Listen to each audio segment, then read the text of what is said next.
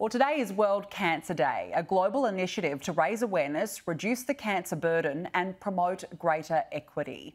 Around 400 Australians are diagnosed with cancer every day. Joining me now live is the Leukaemia Foundation CEO, Chris Tanti. Chris, thank you so much for joining us. Just how important is World Cancer Day? Oh, look, it's critically important that we emphasise what is essentially a tragic experience for so many Australians. You know, in the area that I work in alone in blood cancer, there are 135,000 people living with a blood cancer, and it's expensive to treat. It's expensive for the individual to get treatment. There are significant costs associated with it. People end up leaving their jobs, selling their assets. It's important that I think, you know, when we think about cancer, we know it's a dreadful disease. We know that it's a life-threatening disease, but there are so many significant psychosocial consequences, if you like, that we often don't think about. I guess we don't really think about what could be happening financially behind the scenes as well. And we know that Australia is in the midst of a cost of living crisis. How has that had an impact on those who have been diagnosed with a blood cancer? Well, it's always been expensive to get treatment, and you know, I guess we have a fantastic health system and government pays for most of it, but people are out of pocket, and I don't think the community realises. You know, people can be at least for blood cancer, be out of pocket thousands of dollars, and often we're hearing that people are selling their cars and sometimes having to sell their houses, because of course people can be in treatment for a long period of time and they can't make their mortgage repayments.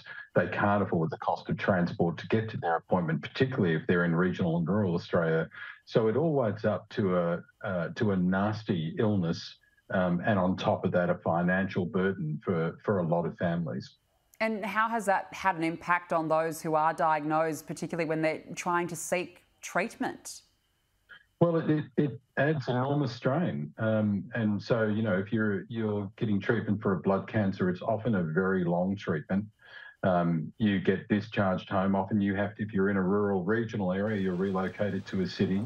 The Leukaemia Foundation provides support through accommodation free of charge right across Australia, and provides financial assistance as well as psychosocial support. But you know, if you have a child, and there are many children who suffer from who experience leukemia, then both parents are relocating to the city to provide that child with the support they need during what is a very toxic treatment. So, and then there are consequences post-treatment, and then there is the risk of relapse after that, and so it can end up being very, very costly and protracted. What more can be done then, in your view, to help support those who are living with the disease and going through treatment?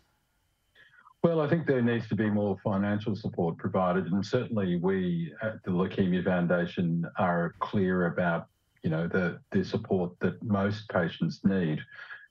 There is a real crisis in regional rural Australia when it comes to treatment for blood cancers. It can't be done in smaller regional hospitals. It must be done in capital cities. So there is an incredible expense that people incur. We've been running the world's greatest shave now for 25 years, and the reason we run the shave is to raise much needed funds to provide the accommodation, provide psychosocial support, invest in research, but importantly to provide financial assistance. And we know during this period where people are doing it really, really tough, that financial assistance is more important than ever. Yeah, it absolutely is.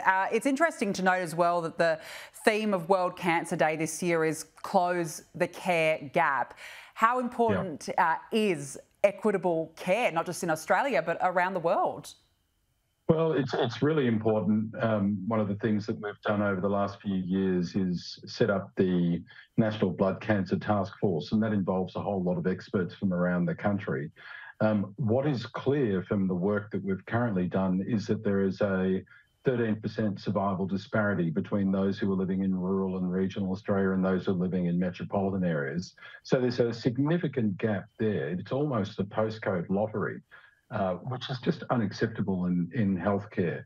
So we are working with government to try and minimise that, but it does take investment, not hundreds of millions of dollars, but it does take investment to make sure that primary care, for example, is supported in getting the diagnoses right for people, that the pathways to care and to treatment are immediate and swift, that the community is aware of some of the signs and symptoms so they can get help early.